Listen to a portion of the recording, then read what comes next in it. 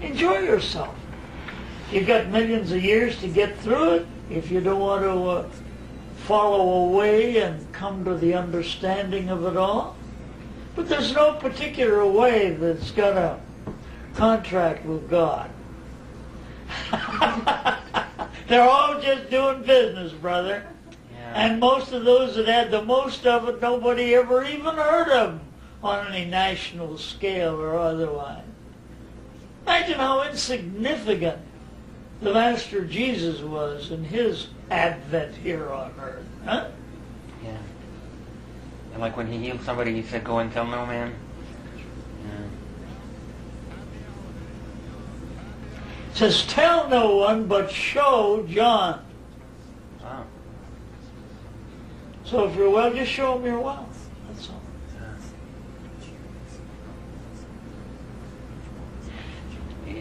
You mentioned falling awake several times. Yeah. And I wondered, It's that awareness factor. okay, does that involve giving up something? I don't think so. Renouncing things? I don't think so. Although they had to do that at that time for the people to take it seriously, probably. Mm. But I think it's much outmoded. Mm-hmm. Mm. You can live a perfectly normal life with your eyes wide open and be there and here at the same time. Be in the world but not of it. Yeah. Huh? Yeah. Yeah. See, that's something I like about you. I mean, you're really in tune with the times, and I believe that the whole community perceives you as a kind of a wise old man, or a grandfather. Or a dirty old bastard, just depending on how they look. Okay, but what happens when Joe is not around someday? Is there any succession? Yeah. Oh, Everybody that's ever been on a walk. all right. Because all the time I've been planting the seeds.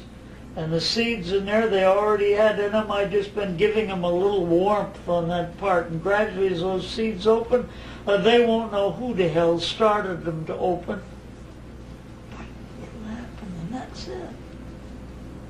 Mm. Nobody has to take any bows or any fees, either one. Just be who you are. He took a name, B. He didn't take it, they put it on him. But sooner or later, he'll be one of those. He'll be around town. As he told me once, he said, "Joe, if I hadn't met you, I would be a big, big yogi by now and have thousands of people bowing and gauchoing to me." And damn it, the little bastard would, too. He's speechless. But you know, when he sat down on my front porch, I was taking a bath, and Gwen was ill in here on the couch. She says, "Who is it?" She says, "B." She says, "B, go away, I'm sick."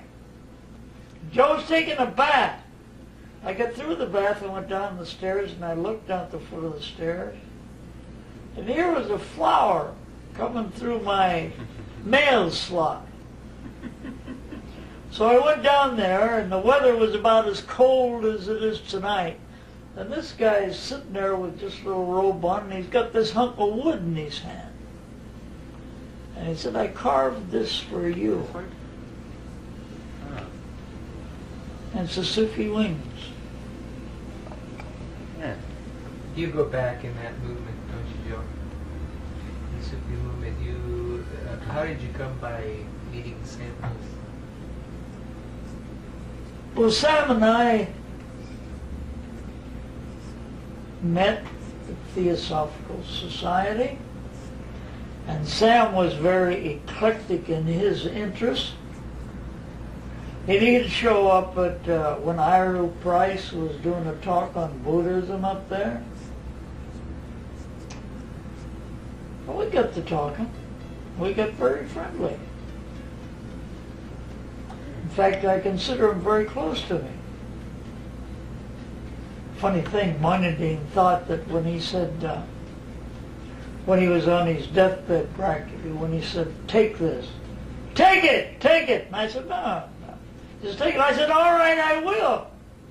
Moinadine, I think, thought that something of a spiritual nature passed between us, but it wasn't. It was a string of beads. It was a string of amber that Saul had him wear around his neck on a green cord because he thought it would help him and heal him. So finally, the last time Moonadine was here, I told him. So there'll probably another thing come out in that letter they put out for the month, and he'll explain it. But Sam did ask me to keep an eye on his kids.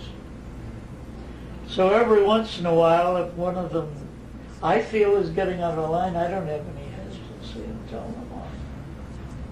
But they know I'd tell them off anyway. But he did say that, keep an eye on the kids. Tried to do it. When did he say that? Was that after he had the accident or even before it? Before. Oh. He figured he'd be leaving before I would. And he figured I'd still be around. That's an interesting piece of intuition there. Yeah.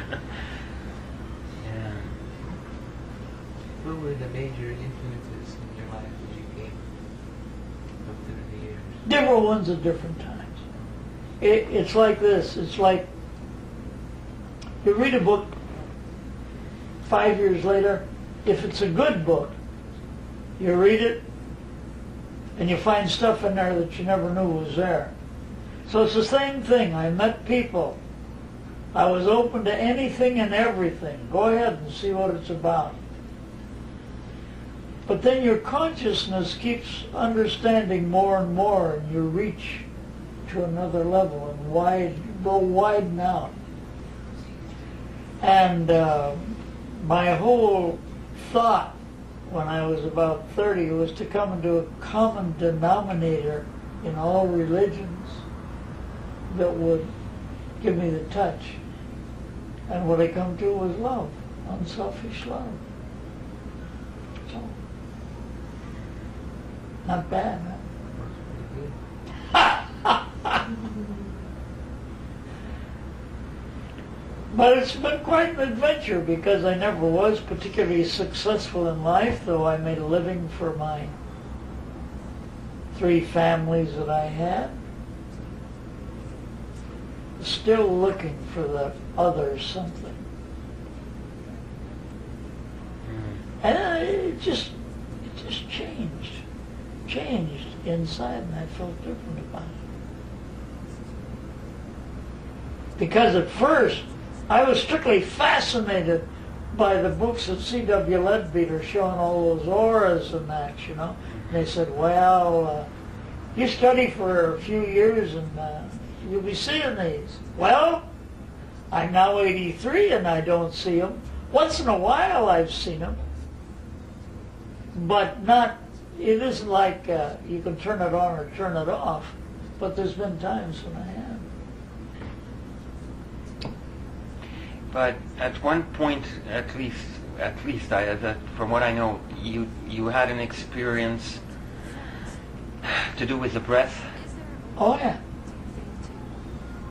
I didn't have an experience to do with the breath. All of a sudden, in the middle of some woods back in Minnesota, where it gets pretty cold, but it was the summertime.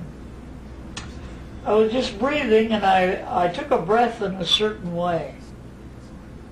And I was filled with ecstasy. And you know, for about 10 years, I tried in every way I could think of to get back that same feeling of taking a breath in that way. And I couldn't. And then all of a sudden it happened again. And then, from a standpoint of logic, I looked it over and said, well, it wasn't any particular place I was in or what I was doing, but it's just a certain way, a certain attunement of something inside of me that brings that about. So I finally got so I can do it consciously now anytime I wish. Okay, about that breath, is it the way we breathe? Is it something about, you know, are we breathing incorrectly, or is it just something to do with awareness of the breath?